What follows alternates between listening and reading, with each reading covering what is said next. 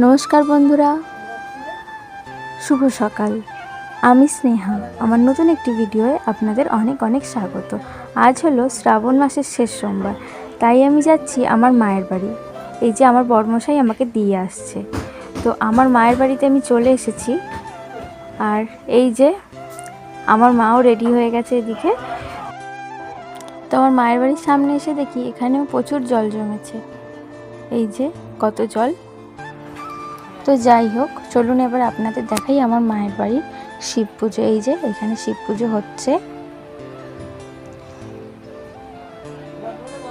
তো আমি এখন শিবের মাথায় জল ঢেলে নেব। এই যে আমি এখন শিবের মাথায় জল ঢালছি।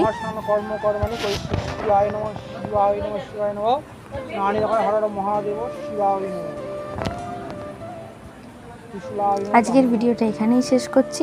দেখা হবে নতুন কোনো ভিডিও। টাটা।